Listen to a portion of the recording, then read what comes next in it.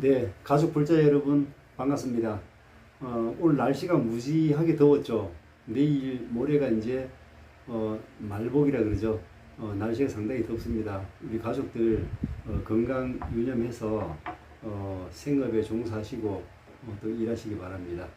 오늘은 두 번째 시간입니다. 두 번째 시간은 고해의 바다, 다른 말로 사바세계라 그러죠. 우리가 살아가는 세상은 사바세계, 다른 말로 고해의 바다다 이렇게 말합니다.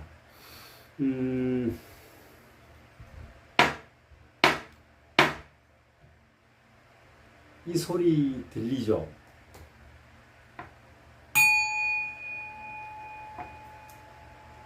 이 소리도 들리죠? 이 소리도 들리죠? 이 소리가 안 들리는 분은 아무도 없죠. 금방 제가 낸 세 가지 소리입니다. 이 세 가지 소리가 귀가 들을까요? 아니면 마음이 들을까요? 아니면은 이 정신이 이 소리 들을까요? 아니면 이 몸뚱아리가 이 소리 들을까요? 아니면 귀신이 나타나서 이 소리를 들을까요? 이 소리를 과연 누가 들었을까? 한번 생각해 보실 시간입니다. 오늘은 제가 말씀드리기 전에 그 통독사 극락암에 계시는 경봉 스님, 물론 지금은 이제 그 열반에 드시고 안 계시는데요. 그 경봉 스님의 이야기를 하고 시작을 하도록 하겠습니다. 통도사에 계시는 경봉 스님의 화두는요, 누가 듣는가, 누가 보는가, 누가 말하는가, 누가 걸어가는가, 이게 이 스님의 근본 화두였습니다. 어느 날 그 경봉 스님께서 외출했다가 이제 다시 이제 통도사로 이제 복귀하는 시간입니다. 밤늦은 시간에 택시를 탔죠. 그래서 이 경봉 스님이 택시 기사에게 운전서로 그러죠. 택시 운전수에게 질문을 합니다. 기사 양반, 누가 운전을 하오? 라고 이렇게 질문합니다. 그랬더구만 기사 양반이 대답을 합니다. 그야 당연히 제가 운전을 하고 있지 않습니까? 그래 다시 경봉 스님이 다시 묻습니다. 그럼 택시 운전사 양반은 누가 운전을 하오? 라고 이렇게 묻습니다.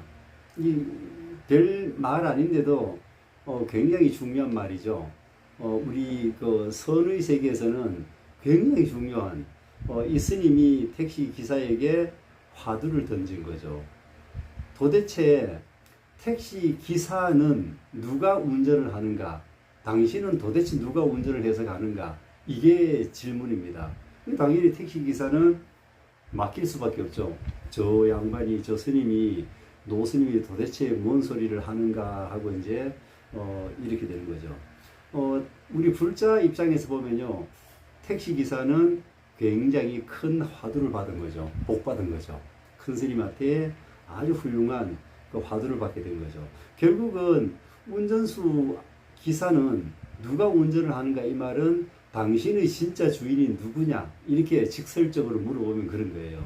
당신의 주인이 누구냐, 내가 누구냐, 이제 이렇게 물어보는 거죠. 그리고 경봉 스님 같은 경우는 이제 우리가 울산에 가면은 이제 통도사 들렸다가 극락암에 여러 번 참배를 했죠. 극락암에서 약 한 60여 년 정도를 거기서 이제 그 수행을 하신 분입니다. 물론 이제 1982년도에 이제 그 스님이 열반에 드시고 그랬죠. 그리고 극락암에 계시면서 이 스님이 아주 재주가 많아요. 이 글 쓰는 것도 잘하고, 또 이 붓글씨도 잘 쓰고, 또 이 묵화도 잘 그리고, 또 한시도 잘 쓰고, 뭐 아주 뛰어나신 그런 그 문장가죠. 그런 어르신입니다. 이 어르신이 그 만든 아주 유명한 말이 하나 있어요. 그 말씀이 뭔가 하면은 우리 화장실을 보고 절에 가면은 보통 해우소다 이렇게 말합니다. 해우소. 그전에는 해우소라는 용어가 자체가 없었죠. 어느 나라에도 없었는데 우리 경봉 스님께서 그 해우소라는, 화장실을 보고 해우소, 근심을 푸는 장소다 이렇게 가지고 경봉 스님께서 단어를 만든 거죠. 새로운 단어를 창조하신 거죠. 이 스님은 18세에 출가해서 92세에 열반이 되십니다. 그리고 스님 생활은 출가는 18세에서 그 67년 동안 우리 이제 수행을 하게 되죠. 이 스님이 참 독특한 게 한 가지겠습니다. 이 스님이 하루하루 18살부터 해가지고 85세까지입니다. 85세까지 해가지고 일기장을 씁니다. 일기장을 약 67년간 씁니다. 그 일기장 이름이 뭔가 하면은 삼소굴일지. 삼소굴이라고 하는 것은 극락암 옆에 보면요, 삼소굴이라고 하는 정각이 지금도 있죠. 그 삼소굴에서 67년간 이제 수행을 하시면서 하루하루 일기 쓰듯이 그 수행 일지를 써 나가시는 거죠. 여기 보면은 참 대단한 것들도 많습니다. 그래서 이 삼소굴에서 스님이 결국은 깨달음을 하고 아주 그 야밤에 있죠. 야반 삼경에 스님이 촛불을 보고, 촛불이 이렇게 흔들리는 거, 지짓하면서 흔들리는 거, 이걸 보고 어느 날 갑자기 깨우칩니다. 깨달은 거죠. 그래서 스님이 덩실덩실 춤을 추시고, 그 촛불 앞에서 춤을 추시고, 뭐 그랬다는 일화도 있습니다. 어쨌든 우리 경봉 스님은 통도사에서는 정말 없어서는 안 될 그런 스님이었고요. 그 통도사 그 가람수에도 아주 큰 그런 힘을 쓰신 분이고, 우리 그 주차장에서 통도사 들어가려면 다리를 이렇게 구름다리 같은 거 이렇게 하나 건너죠. 그 다리 보고 우리가 삼성반 월교다 이렇게 말합니다. 삼성반 월교. 이 다리를 우리 경봉 스님께서 놓으신 다리예요. 1920 몇 년도에 이 다리를 1930 몇 년도에 이 다리를 놨다는데, 그 다리 놓는데 드는 돈이 약 한 18,000원 정도, 2만 원이 채 못 들었는 것 같아요. 그 당시 돈으로. 그래서 그 다리를 놓는데, 그 스님이 그전에는 아마 그 또랑을 사람들이 다 신발 벗고 건너가고 이렇게 했는가 봅니다. 그 경봉 스님이 이제 보다 못해서 시주 받고, 그 다음에 또 우리 거사들한테 돈을 모아서 불사를 했답니다. 그 다리 이름이 삼성반월교다 이렇게 말하죠.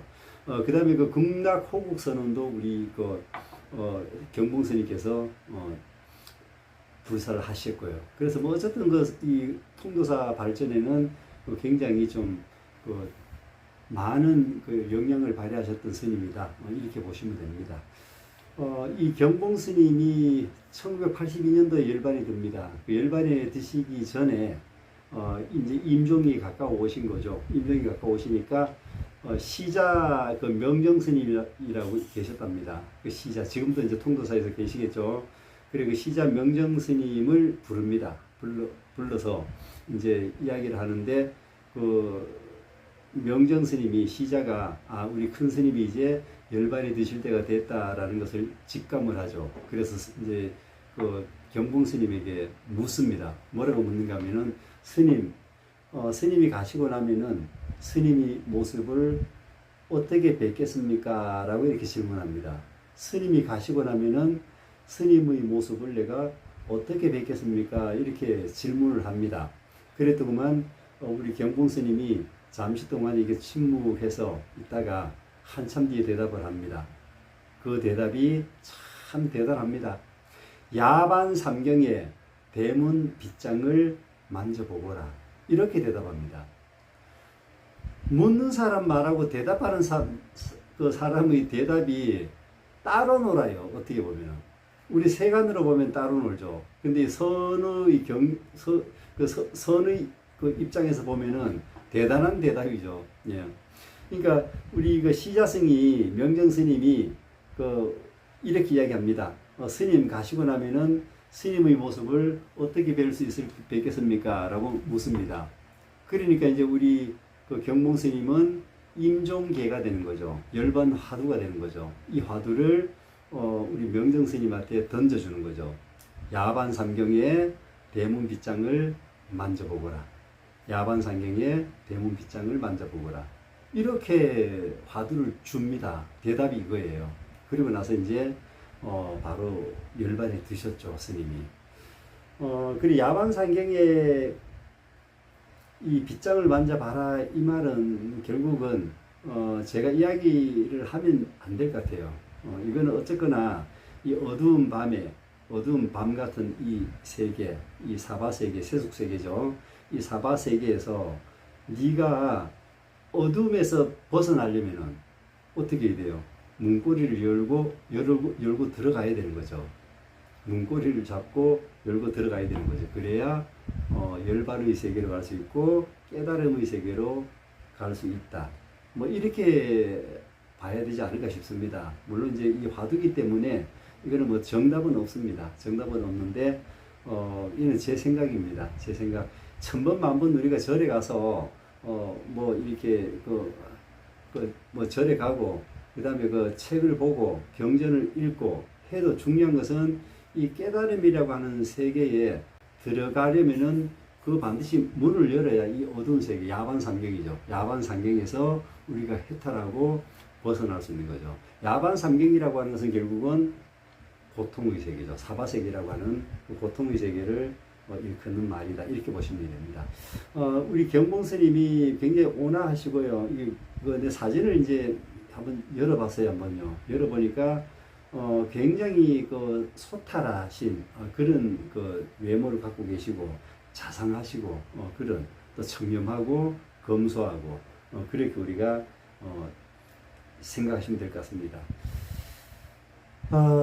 우리가 살아가는 세계는 고해의 바다다, 사바세계다. 이거는 결국 우리 모두가 잘 알고 있는 그런 사실입니다. 부처님의 왕자 자리에서 그 왕자를 버리고 부처가 된 까닭도 어떻게 하면은 중생들을 괴로움에서 건져줄 수 있을까? 이걸 고민하다가 결국은 불교라는 종교가 만들어졌죠. 그 불교라고 하는 종교는 결국은 이 괴로움을 소멸하는 길을 가르쳐주는 종교다. 이렇게 정의하면은 정확합니다. 우리 부처님께서도 그렇게 말씀하실 거예요. 불교라고 하는 것은 괴로움에서부터 해탈, 괴로움을 소멸하는 그런 종교다. 그래서 우리가 사바세계라고 하는 것은 우리 불교에서 굉장히 중요한 용어 중에 하나잖아요. 그래서 결국 이 모든 것은 우리가 이제 생각에서부터 시작되는 거죠. 이 생각은 다시 이 분별을 낳게 되고, 이 분별이라고 하는 것은 결국은 그 시사 선택하는 그런 또 아주 그 나쁜 습관이죠. 이제 그렇게 하다 보니까 우리 중생들이 이제 이 깨달음에서, 이 어둠에서, 이 괴로움에서 벗어날 수 없는 거죠. 그럼 이 세상이 과연 정말로 이 괴로운 세상일까? 이제 한번 생각해 봐야겠죠. 이 세상이 정말로 괴로운 세상일까요? 물론 이 괴로울 때도 있고, 즐거울 때도 있고, 행복할 때도 있고, 힘이 들 때도 있고, 뭐 그런 게 우리 살아가는 세상이잖아요. 하지만 이 즐거움이라고 하는 것은 결국은 또 이 괴로움의 씨앗을 만들 수 있고요. 이 괴로움이라고 하는 것도 결국은 또 시간이 흘러가고 지나가면은 다시 또 행복이라고 하는 것의 씨앗이 될 수 있다. 결국은 우리가 살아가는 세상은 괴로움과 행복은 항상 같이 공존하고 있다. 이렇게 봐야 될 것 같습니다. 가령 예를 들어서 이제 아주 가난한 집에 소가 한 마리 들어옵니다. 이 소라고 하는 것은 이제 재물이라고 하는 것을 상징하는 거죠. 아주 가난한 집에 어쩌게 열심히 살다 보니까 이제 재물이 들어오는 거죠. 소가 한 마리 들어옵니다. 그 소가 들어올 때는 굉장히 행복하지 않습니까? 내가 정말 그렇게 갈구하고 원했던 그런 재물이 들어왔기 때문에 굉장히 가족들이 행복해 합니다. 자, 그러나 어느 날 갑자기 이 소가 병이 나고 죽어버렸어요. 이 소가 병이 나고 죽어버리니까 결국은 이 소 주인은 정말 애지중지 집착하고 그 다음에 애착하고 했던 내 소인데 죽어버렸습니다. 얼마나 괴롭고 괴로운 일입니까 그게. 그래서 물론 이제 이 소 주인은 이제 예를 제가 들어서 말씀드리는 거예요. 그러니까 소가 들어올 때는 너무 행복했습니다. 그리고 소가 어느 날 갑자기 병이 나서 죽고 나니까 그 괴로움이라고 하는 것은 이루 말할 수가 없는 거죠. 자, 여기서 우리가 꼭 봐야 될 부분이 있습니다. 이 소에 대한 애착, 집착입니다. 이 소 주인은 소에 대한 집착과 애착이 굉장히 강하죠. 우리가 재물이 있으면요, 그 재물을 지키기 위해서 애착과 집착이 강한 거죠. 우리 불교에서 가장 그 악행 중에 하나가 집착입니다. 집착. 이 집착은 모든 괴로움의 근원이다. 이렇게 보셔야 됩니다. 그렇기 때문에 이 집착이라고 하는 것은 정말 백해무익한 그런 우리 불교에서는 그렇습니다. 그렇기 때문에 우리 절에 가면은 왜 그 대웅전 이렇게 뒷벽면에 이렇게 보면요, 그 심우도라는 그 그림이 있죠. 그 심우도라는 그림은 결국은 이 소라고 하는 것을 흰 소를 등장시켜 가지고 이제 깨달음의 과정을 이렇게 설명해 주는 그림이죠. 그러니까 그 아주 쉽게 이 깨달음이라고 하는 것은 이런 것이다라고 그림으로 설명하는 게 이제 소 그림을 통해서 설명하는 게 심우도라고 하는 거죠. 그래서 우리가 그 혹시 절에 가시면은 그 심우도 있는 사찰이 상당히 많습니다. 그 대웅전 이렇게 뒷벽면으로 가보면은 그 그림으로 이렇게 벽에다가 붙여놓은 거 있잖아요. 그 그림을 유심히 한번 들여다보세요. 모든 것은 깨달음에 대해서 초점을 포커스를 맞춰놓고 어떻게 깨달은가를 그림으로 설명해 주는 거죠. 근데 우리 대부분 우리들은 절에 가면은 그 시무도라든가 벽에 있는 벽화, 그 불화는 사실 그냥 무시해버리지 안 보죠. 사실 저는 중요한 게 굉장히 중요합니다. 이거 보면요, 어느 절에 가면은 이제 그 시무도를 해놓고 또 어떤 절은 가보면 또 이 신선이 나와가지고 있는 그림도 있고 그렇습니다.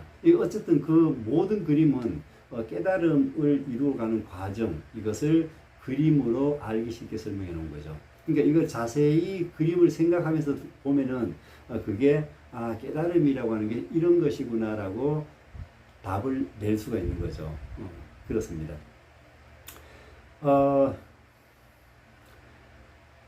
수많은 사람들이 대통령 하나를 만들기 위해서 엄청난 노력을 하죠. 예. 우리 윤석열 대통령도 그렇게 대통령이 됐고요. 그래서 우리 대통령이라고 하는 자리를 한번 오늘 잠깐 생각해 봐야 될 것 같아요. 그 대통령이 당선되면은 온 나라가 잔치하는 그런 분위기가 되는 거죠. 잔치가 열리는 거죠. 또 그 당사자, 그 집안 가족들 얼마나 행복할까요? 너무 행복하죠. 근데 그 행복이라고 하는 게 영원히 갈 수가 없죠. 5년입니다. 5년. 5년 동안 행복하고 5년이 지나고 나면은 이것저것 송사가 걸리고 이것저것 잘한 거 못한 거 정권이 바뀌면은 이제 이것저것 또 흠집을 내고 결국은 이제 또 감옥으로 가시는 분, 또 이 바위에서 떨어져서 자살하시는 분, 뭐 우리나라 대통령들이 다 그랬죠. 그러니까 가장 극단적인 걸 제가 예를 듭니다. 그 대통령이라고 하는 자리는 정말 이거는 누구 아무나 함부로 할 수 있는 자리가 아니잖아요. 내가 하고 싶다고 할 수 있는 자리도 아니고 정말 대단한 성취가 되는 거죠. 결국 그런 성취들이 이 행복하고 상관이 있던가 한번 생각해 보는 거죠. 행복하고는 아무 상관없다는 거죠. 결국은 감옥 가고 결국은 바위에 떨어져서 자살하는 자리, 이게 바로 그런 자리죠. 우리 한 10년 전에 영월에 우리 가족들 같이 간 적이 있죠, 그죠? 예. 정선에 우리 그 절에 참배했다가 그다음 그 영월에 이제 그 단종 유배지에 한번 들린 거 기억나시죠? 그래서 왜냐면 그 단종이라고 하는 분 어머니가 우리 집안 사람이죠. 우리 집안 사람. 그래서 우리 집안 사람 중에서 뭐 왕후가 되신 분은 여러분이 계시지만은 단종 어머님도 우리 집안 사람이죠. 안동 권가입니다. 그분이 왕후가 되기까지는 그 안동 권 가문에서 대단한 힘을 보탰을 거고, 한 명의 왕후를 만들기 위해서 아마 얼마나 애를 썼는지는 아마 뭐 우리가 뭐 사극이라든가 드라마 보면 알잖아요. 대단한 그 애를 써서 이제 왕후가 됩니다. 결국 단종의 어머니는 세종대왕의 며느리죠. 큰 며느리죠. 큰 며느리가 되는 거죠. 현덕 왕후다 이렇게 보통 말합니다. 현덕 왕후가 우리 집안 어른입니다. 현덕 왕후가 이제 자기 아들인 단종이 왕이 되죠. 왕이 되니까 그 현덕 왕후의 존호가 또 하나 붙어요.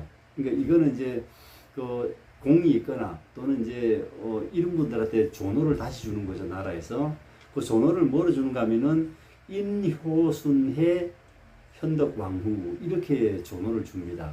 이제 자기 아들이 왕이 됐으니까 그런 거잖아요. 그래서 인효순해란 말은 결국은 뭐 좋은 말 다 붙여놓은 거예요. 인자하고 효성이 지극하고 순하고 지혜로운 그런 왕후, 현덕 왕후 이렇게 이제 칭호를 주는 거죠. 좋은 말은 다 갖다 붙여놓은 거죠. 그러다가 단종이 세조에 의해서 이제 폐위가 됐죠. 그래 우리가 갔던 영월과 청룡포에서 결국 유배가 되고 그 사약을 받고 결국은 죽음을 맞이합니다. 그런데 그 현덕 왕후는요 단종 낳고 그날 밤에 하루 만에 그 죽습니다. 그러니까 단종은 엄마가 아주 누군지도 몰라요. 이 현덕 왕후가 아주 일찍 죽었죠. 단종 낳고 나서 그 다음 날 이 산통으로 죽게 되죠. 죽어버렸죠. 그러니까 이 단종이 왕이 됐을 때는 이 죽은 그 왕후한테 이렇게 해서 이름을 뭐 인효, 순해, 뭐 현덕 왕후 이렇게 이름을 존호를 줘놓고 단종이 폐위가 되고 청룡포로 유배를 가자 이 현덕 왕후의 묘를 다 파묘를 합니다. 파묘해가지고 버려버리죠. 관에서 나와서. 왜냐면은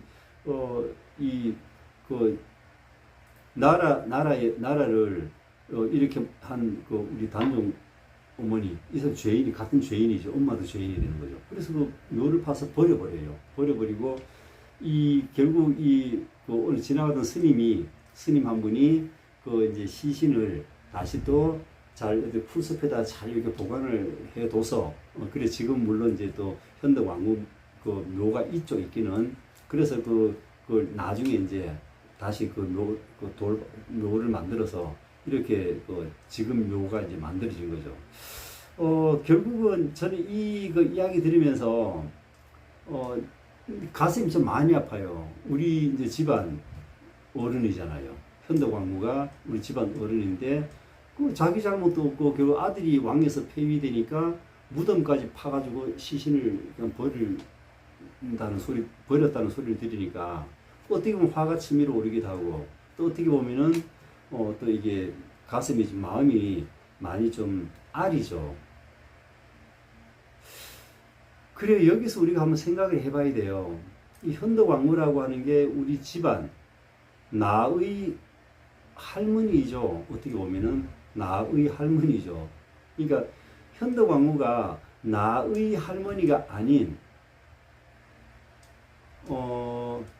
다른 집안의 내가 알지 못하는 집안의 할머니였다면은 내가 이렇게 화가 나고 속이 상하고 속이 아렸겠는가 이제 한번 생각해 보는 거예요 제가. 그래서 이 현덕 왕후라고 하는 것은 이제 우리 집안의 어른, 나의 어른, 결국 나하고 이제 연관되어 있는 이제 그런 분이죠. 그러다 보니까 이게 좀 마음이 더 아리고 더 속이 상하고 더 화가 치밀어 오를 수도 있고 이제 그런 거이죠. 그렇기 때문에 우리 불교에서는 결국은 금강경에서는 아상을 계속 이야기하죠. 아상을 없애라고. 이 나라고 하는 게 결국은 문제였구나. 모든 것이 나라고 하는 것을 빼버리면은 다시 말해서 무아라고 하죠. 무아가 된 상태에서는 누구를 미워하거나 누구를 분별을 하거나 이런 게 훨씬 덜하다는 거죠. 결국은 이 나라고 하는 게 도대체 어떤 놈이길래 나라고 하는 게 이 아픔을 주고 괴로움을 주는가 이제 그걸 또 우리가 생각해야죠. 나라고 하는 것은 금강경에서 아상이라고 하는 것이죠. 또 다른 각도로 보면은 우리 하루에 수만 명이 운명을 달리합니다. 우리 지구 전체에 봤을 때요. 또 사고가 나서 죽는 사람도 하루에 수천 명이 될 거고요. 어쨌거나 이거 하루에 수만 명이 계속 죽음을 맞이하는 거죠. 셀 수 없는 또 수많은 생명체들이 있죠. 사람이 아니지만도 셀 수 없는 생명체들이 매일매일 생멸을 합니다. 죽고 태어나고 죽고 태어나고 이게 계속 반복되는 거죠. 근데 우리 별 관심 없잖아요. 누가 오늘 45,767명이 죽었습니다. 그러면은 45,767명이 죽었는데도 불구하고 관심 없잖아요. 근데 나의 엄마가 죽었어, 나의 형이 죽었어, 나의 아들이 죽었어, 내 장모님이 별세하셨어, 내 친구가 죽어서 문제가 다르죠. 심각하죠. 죽는 거다 똑같은 건데 나라고 하는 게 들어가면은 벌써 심각해지는 거죠. 모든 것들이. 그래서 나라고 하는 것이 도대체 뭘까? 그래서 우리가 생각을 해봐야 되는 거죠. 나라고 하는 게 도대체 뭐길래 이 괴로움의 씨앗이 되는가? 이걸 보셔야 되는 거죠. 나라고 할 것이 없다고 금강경에서는 계속 이야기합니다. 나를 버리라고 하고, 나란 놈은 이 모든 괴로움의 씨앗이라고 부처님께서는 모든 경전에서 이야기를 해줍니다. 괴로워하고 애착과 집착을 가지고 있는 그놈, 과연 그게 나가 맞는가, 참 나가 맞는가 생각해야죠. 참 내가 맞는가, 옳은 내가 맞는가, 이걸 한번 생각을 해봐야 된다는 거죠. 우리는 하루하루 살아가면서 즐거움과 괴로움이 계속 반복되죠. 즐거울 때 딱 괴롭다가, 오늘은 즐거웠다가 내일은 또 불행했다가, 또 1시간 전에는 하하 웃었다가 1시간 뒤에는 울었다가, 뭐 작년에는 행복했는데 올해는 이런저런 일 때문에 괴롭다. 뭐 대부분 그렇잖아요. 내가 3일 전까지만 해도 건강했는데 오늘 건강검진 받고 나니까 나보고 암이더라. 이게 또 괴로워지는 거예요. 내가 어제 작년에 과장 진급을 해서 회사에서 너무 좋아요. 뭐 상도 받고. 그런데 1년 지난 오늘 이 회사에서 안전사고 터졌어요. 내가 담당자야. 당신 책임져. 뭐 이렇게 또 괴로워지는 거고. 이게 하루에도 몇 번씩, 1년에도 몇 번씩 우리가 다 이제 우리 가족들이 대부분 이제 60년 환갑을 다 지났고, 이제 동생 같은 경우는 환갑이 이제 2년 남았잖아요. 그러니까 다 이제 우리 60이 다 넘었습니다. 60년 동안 계속 이게 반복돼서 온 거예요. 물론 어떤 사람한테는 괴로움은 1 왔고, 또 행복한 9가 온 사람도 있고, 또 어떤 사람은 행복이 오고 괴로움이 5인 사람도 있고, 어쨌거나 이 행복, 불행, 행복, 불행, 괴로움, 행복, 이거는 계속 반복이 되는 거죠. 항상 하지 않는 거죠. 제가 첫 시간에 법정 스님 그 말씀 드렸죠. 그 법정 스님이 계속 괴로우면은 이게 만약에 무상하지 않고, 이게 무상하지 않다면은, 무상하지 않다는 것은 결국 그 영속되는 거죠. 그러면은 괴로운 사람은 계속 괴로워야 돼요. 행복한 사람은 계속 행복해야 되는 거죠. 그렇기 때문에 모든 것은 항상 하지 않다. 우리 모두는 단 한 명도 예외 없이 생로병사라고 하는 이 과정을 겪게 되는 거죠. 단 한 명도 생로병사를 벗어난 사람은 없죠. 우리 부처님이 이걸 본 거예요. 생로병사라고 하는 괴로움을 보신 거죠. 그리고 여기서 벗어나는 길을 이야기한 게 바로 불교라는 겁니다.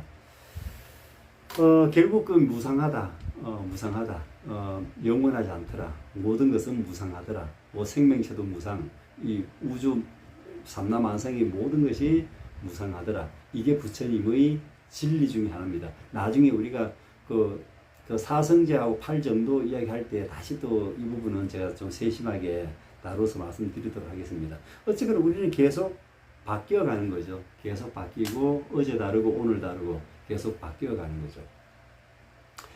우리가 중생들은요, 좋은 것은 항상 하기를 바라고, 또 나쁜 것은 빨리 끝이 나기를 바라는 게 우리 중생심이에요. 그러니까 이런 걸 보고 우리가 탐진치 삼독심 중에서 우리가 보통 탐심이다, 욕심이라고 하는 거죠. 욕심일 뿐이죠, 이거는. 좋은 일은 계속 있기를 영속하기를 바라고, 나쁜 일은 빨리 끝나기를 바라고, 이게 우리 인간들의 근본 심리예요. 그래서 이걸 보고 우리가 탐심이다 이렇게 이야기합니다. 그 다음에 내 생각대로 또 되지 않아요. 이게 우리 살아가다 보면은 좋은 일이 항상 하지가 않죠. 그러다 보니까 내 뜻대로 안 되는 거죠. 그러면은 화를 내는 거죠. 성을 내고 화를 내는 거죠. 이게 보통 우리가 삼독심 중에서 진심이라고 이렇게 얘기하죠. 중생들은 또 어리석어서 항상 하다고 믿고 좋은 일을 항상 하기를 바라고 그 허상이 그 영원히 이어지기를 바라고 이런 마음을 갖고 있는 거죠. 이게 결국은 치심, 그 어리석음 때문에 일어나는 거죠. 이 나중에 결국은 이 탐진치 삼독을 소멸하는 방법, 이거는 결국은 뒤에 이야기할 사성제와 팔 정도의 아주 부처님께서 소상하게 설명을 해놨습니다. 소상하게 설명을 해놨으니까 그때 다시 제가 설명을 한번 해드리도록 하겠습니다. 우리가 육도윤회를 합니다. 육도윤회를 한다 그럽니다. 죽어서 육도윤회 하는 게 아니고 이 현상 세계에서 육도윤회를 하는 거죠. 제가 아마 앞으로 계속 반복된 말을 할 텐데요. 이 죽고 난 세계는요, 부처님도 모른다라고 대답하셨어요. 죽고 난 사후 세계는 부처님도 모른다라고 생각했어요. 그렇게 말씀을 하셨어요. 근데 이게 언젠가 죽으면은 천당 가고 지옥 가고 이렇게 또 구분 지어 놓는 게 나옵니다. 이거는 이제 종교로서 어떤 종교로서 그런 이제 불교로 보시면 되겠죠. 그래서 이 육도윤회는 죽어서 육도윤회를 하는 게 아니라 현상 세계에서 육도윤회라는 걸 하게 되죠. 천상 세계, 인간 세계, 축생 세계, 아수라 세계, 아귀 세계, 지옥 세계, 이 6가지를 보고 우리가 육도윤회를 한다, 이렇게 6가지 세상을 왔다 갔다 하는 거죠. 이 깨달음이라고 하는 것은 결국은 육도윤회에서 벗어나는 거죠. 대단한 일이죠. 육도윤회를 벗어나는 길입니다. 왜 육도윤회를 벗어나야 되는가 하면요, 우리가 천상세계 가면은 항상 모든 것이 내가 원하는 게 다 있어요. 항상 꽃이 있고 내가 원하는 거 뭐든지 말만 하면 그냥 툭툭툭 이렇게 나오죠. 그 천상세계 나는 가보지는 않아서 모르기는 해도 그게 하루 이틀 그러겠죠. 우리 중생심으로 봤을 때 그렇게 됐으면 좋겠어 라고 하는 희망사항이죠. 근데 그 희망사항이 실제로 그게 현실로 왔다면은 하루 이틀도 아니고 계속 내가 원하면 다 돼. 뭐든지 뭐 누워있고 내가 가장 편한 자세로 누워있고 입에 밥 먹여주고 뭐 이렇게 하는 세상이죠. 그게 한 달, 2달, 저는 1년도 못 견딜 것 같은데요. 그런 세상에서 처음에는 물론 이제 좋겠죠. 이 중생이기 때문에 그렇게 했으면 좋겠다라고 하는 그 갈구를 하고 있었기 때문에, 간절하게 우리가 그렇게 됐으면 좋겠다고 원했기 때문에. 그러나 이게 한 달, 2달, 1년 못 견뎌요. 못 견디죠. 그 다음에 이 인간 세계, 우리가 살아가는 세계 인간 세계입니다. 인간 세계를 제가 좀 이따 말씀드리고요. 그 다음에 이 축생 세계라고 하는 것은 말 그대로 짐승이죠. 짐승의 세계죠. 그렇기 때문에 내 뜻대로 할 수 있는 게 아무것도 없습니다. 그냥 먹고 이렇게 자고 뭐 그런 역할밖에 못 하는 거죠. 이 아수라 세계 같은 경우는 이 아수라장이라 그러잖아. 아수라장이 아수라 세계예요. 아수라장은 매달 지지고 볶고 싸우고 하는 그런 또 세계고, 이 아귀 세계는 이 배가 고파가지고 이 덩치는 이게 산마탄 사람이 목구멍은 바늘구멍 같아요. 그러니까 계속 먹어도 끝이 없는 거죠. 스님들이 바로 씻고 공양하고 나서 나는 물 있잖아요. 그거 한 모금씩 마시고 사는 세계. 이게 이제 우리가 보통 아기 세계라 그러죠. 뭐 지옥 세계는 제가 이야기 안 해도 잘 알 거고, 그죠? 뭐 지옥 세계는 이거는 불지옥도 있고, 뭐 사람을 짜 죽이는 데도 있고, 칼로 쳐 죽이는 데도 있고, 불에 집어넣는 것도 있고, 뭐 이런 지옥 세계. 이걸 6가지 육도윤회 한다고 보통 그렇게 이야기합니다. 육도윤회는 하면 안 되는 거죠. 윤회는 하면은 안 되는 거죠. 은혜를 하지 않기 위해서 이 깨달음이라고 하는 거, 이게 반드시 필요하다 이렇게 보시면 됩니다. 우리가 죽어보지 않았기 때문에 죽고 난 사후 세계는요 아무도 모릅니다. 그게 정답이에요. 사후 세계를 아무도 몰라요. 예, 아무도 몰라요. 저는 부처님 말을 믿기 때문에 부처님 말씀에 사후 세계는 나도 몰라 이렇게 대답한 내용입니다. 그렇기 때문에 사후 세계는 저도 모르겠습니다. 하지만은 그거는 뭐 어떤 믿는 사람은 사후 세계가 있다고 믿으면 있는 거고 없다고 믿으면 없는 거고 뭐 그렇게 그냥 생각하시는 게 좋을 것 같습니다. 지금까지 밝혀진 바도 없고 과학적으로 밝혀진 것도 아니고 앞으로도 이거는 절대로 밝혀질 수가 없는 그 사후 세계라고 하는 것은 그런 거라고 저는 생각합니다. 누구한테 강요해서는 안 된다 이 말입니다. 제가 드리는 말은. 그래서 우리가 중생들이 즐거울 때에는 천상계가 있고, 그 다음에 괴로울 때는 지옥세계, 아귀세계, 아수라세계, 축생세계가 있는 거죠.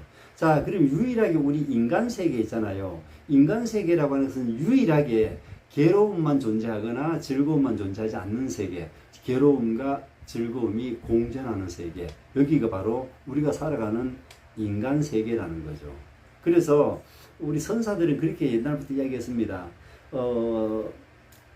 생각을 할 수 있기 때문에 우리는 공부할 수 있고 사람 몸 받았을 때 공부해야 된다. 그래서 육도윤회를 끊어라 라고 이렇게 이야기합니다. 유일하게 인간 세계에서는 육도윤회에서 해탈이 가능한 그런 세상이 바로 우리가 살아가는 인간 세상이다 이렇게 보시면 됩니다.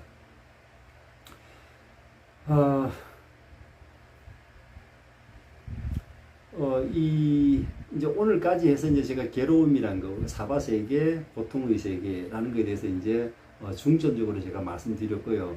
어쨌거나 이거는 부정할 수가 없죠. 우리가 살아가는 세계는 사바세계다. 이렇게 정확한 그 답이 맞습니다. 기독교에서도 그렇게 이야기합니다. 그리고 천주교에서도 걔들 보면은 그 성경에 보면은 그 내용이 나와요. 나중에 제가 성경 구절도 한 번씩 이렇게 제가 빗대서 제가 말씀드릴게요. 결국은 우리가 이제 나를 찾아 떠나는 여행이라고 하는 것은 이 육도윤회를 벗어나는 방법을 우리가 같이 한번 생각해 보자 이 말입니다. 그리고 우리 부처님께서는 금강경이다, 법화경이다, 화엄경이다 뭐 한결같이 설법하셨습니다. 이미 우리 중생들은 완전한 존재입니다.